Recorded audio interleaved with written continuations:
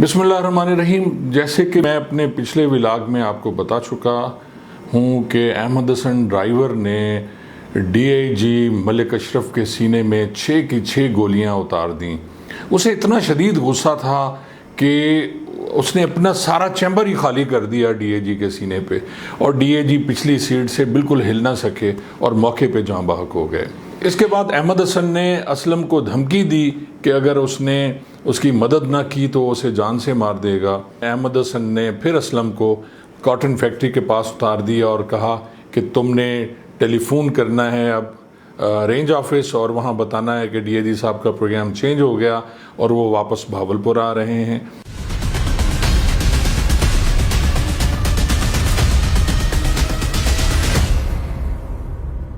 احمد حسن نے اب پلان بنایا تھا کہ وہ ڈی اے جی کو تو قتل کر چکا ہے، اب اس کے ساتھ وہ S S P range crime Shah Hussain اور چودھری منیر پی اے کو بھی قتل کرنا چاہتا تھا۔ اس نے وائرلیس پہ اطلاع دی کہ یہ چاروں لوگ جو ہیں فوری طور پہ ڈی اے جی آفس پہنچیں، ڈی اے جی صاحب ان کے ساتھ میٹنگ کرنا چاہتے ہیں۔ اب جیسے ہی بہاولپور کے نزدیک پہنچا تو اس نے دوبارہ کنفرم کیا وائرلیس پہ احمد حسن نے کہ کیا افسران اپنے آفس میں پہنچ چکے ہیں، لیکن اسے کوئی واپسی جواب نہ ملا کیونکہ وائرلیس کنٹرول ان سے پوچھ رہا تھا افسران سے کہ افسران ڈی اے جی آفس پہنچے ہیں یا نہیں پہنچے ہیں۔ اب احمد حسن ڈی اے جی کی لاش کو لے کے جو ایک ڈگی میں بند تھی ڈی اے جی آفس کے پاس پہنچ چکا تھا، کیونکہ کار کے شیشے کالے تھے، اور جیسے ہی گیٹ پہ گاڑی ڈی اے جی کے انٹر ہوئی تو گیٹ پہ کھڑے ہوئے سنتری نے ڈی اے جی صاحب کی گاڑی کو سلوٹ کیا، کیونکہ ڈی اے جی صاحب کی گاڑی میں پہلے بتا چکا تو اس کے شیشے کالے تھے تو وہ یہ نہ دیکھ سکے کہ ڈی اے جی صاحب پچھلی سیٹ پہ بیٹھے ہیں یا نہیں بیٹھے ہوئے۔ اب جیسے ہی گاڑی پورچ میں آ کے رکی، عبد الرحمان بھٹی صاحب فوری طور پہ جو اے ڈی آئی جی تھے باہر نکلے اور آ کے ڈی اے جی صاحب کا گیٹ کھولنے کے لیے نیچے پہنچے، لیکن احمد حسن اتنی دیر میں ڈی اے جی صاحب کی کلاشنکوف اٹھا چکا تھا اور اس نے سیدھا برسٹ مارا عبد الرحمان بھٹی صاحب کو، جہاں وہ موقع پہ ہی زخمی ہو کے گر پڑے اور جہاں بھاگ ہو گئے۔ اس کے بعد احمد حسن فوری طور پہ ڈی اے جی صاحب کے کمرے میں گیا، لیکن اندر نہ احمد مبارک تھے اور نہ ہی شاہ حسین۔ احمد مبارک ہاسپٹل میں تھے، وہ بیمار تھے، اور شاہ حسین خوش قسمتی سے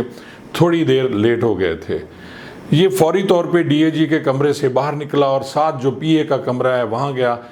چودھری منیر وہاں موجود تھے لیکن وہ میز کے نیچے چھپ گئے، اور باقی جو لوگ بیٹھے تھے وہاں انہوں نے ہاتھ باندھ دیے کہ ہمیں کچھ نہ کہا جائے۔ احمد حسن غصے سے باہر نکلا اور آ کے ڈی اے جی والی کار میں بیٹھا، اور اسی طرح ڈی اے جی کی کار اس نے باہر نکالی۔ حالانکہ گیٹ پہ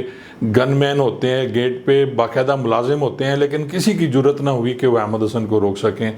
احمد حسن جو ہی گیٹ سے باہر نکلا تو اس نے ایک وائرلیس میسج کیا۔ اس نے گالی دیتے ہوئے کہا کہ آج میں نے کتے مار دیے ہیں اور آج کے بعد افسر جو ہے پولیس ملازم کو گالی نہیں دے گا، اور اس نے وائرلیس سیٹ بند کر دیا۔ اور پھر جو اس نے دوبارہ کال کی وہ یہ تھی کہ میں تھانہ کینٹ جا رہا ہوں اور جس نے مجھے روکنا ہے روک لے۔ ڈی اے جی کی لاش ڈگی میں ہے اور وہ تھانہ کینٹ کی طرف روانہ ہو گیا، اور وہاں جا کے اس نے تھانہ کینٹ میں اپنی گاڑی کھڑی کر دی۔ اچھا، یہ جو ساری کنورسیشن چل رہی تھی وائرلیس پہ، پورا جو ڈویژن پریشان تھا اس میسیجز کو لے کے، کیونکہ ڈی اے جی پوری رینج کا بادشاہ ہوتا ہے اور اسے قتل کر دے اس کا گن مین، تو سب لوگ سکتے میں تھے، کسی کو کچھ سمجھ نہیں آ رہی تھی کیا ہو رہا تھا۔ لیکن یہ کنورسیشن جو جتنی بھی تھی میں نے بتایا آپ کو، یہ احمد خان بارکزائی اس وقت ایس ایس پی سی آئی اے تھے، وہ بھی سن رہے تھے، اس کے ساتھ اقبال نون جو ڈی ایس پی سٹی تھے وہ بھی سن رہے تھے، اور یہ سارا سننے کے بعد S S P Ahmed Khan Barakzai نے قائل کیا احمد حسن کو کہ وہ اس نے جو کرنا ہے کر دیا، اس کی مدد کی جائے گی اور وہ اب کوئی اور مزید حرکت نہ کرے، کسی اور پولیس افسر کو نقصان نہ پہنچائے، اور وہ تھانہ کینٹ آ جائے۔ وہ بھی تھانہ کینٹ پہنچ جائیں گے اور وہاں جا کے اس سے بات چیت ہو سکتی ہے۔ یہ سارا کچھ سننے کے بعد احمد حسن ذہنی طور پہ تیار ہو گیا، اور وہ ڈی اے جی کی باڈی اور کار کو لے کے تھانہ کینٹ کی طرف روانہ ہو گیا، اور تھوڑی دیر میں تھانہ کینٹ پہنچ گیا۔ تھانہ کینٹ پہنچ کر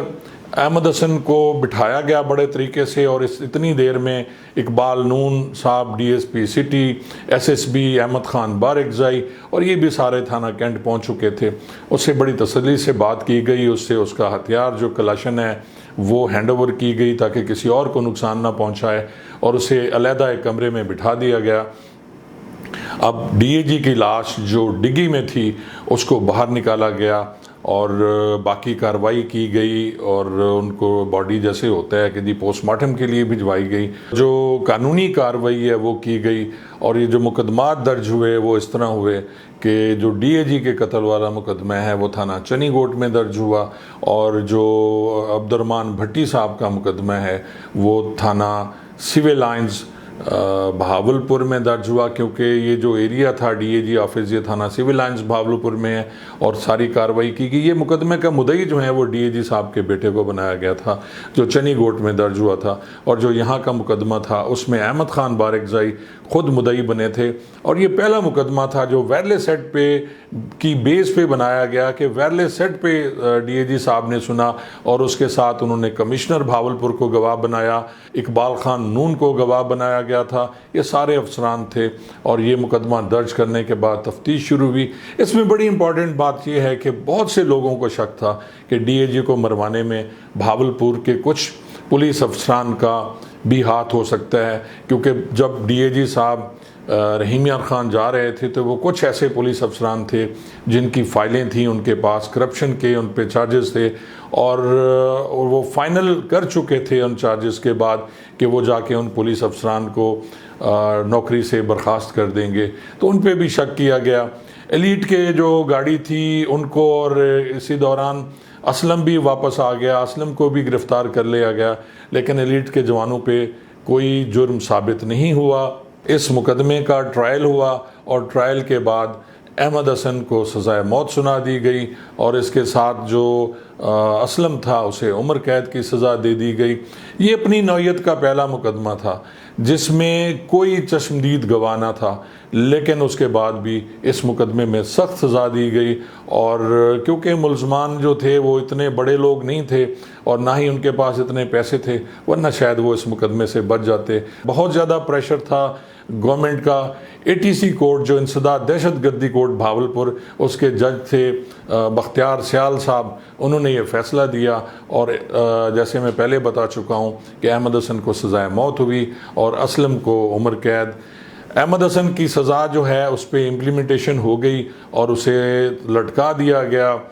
تختہ دار پہ، اور جو اسلم ہے وہ عمر قید گزارنے کے بعد اب کچھ عرصہ ہوا واپس آ گیا ہے، اور اب کہیں کسی پراپرٹی ڈیلر کے پاس جاب کر رہا ہے۔ یہ کہانی جو میں نے آپ کو سنائی ملک اشرف کے قتل کی، اس کے سننے کے بعد آپ کو اس بات کا تو اندازہ ہوا ہوگا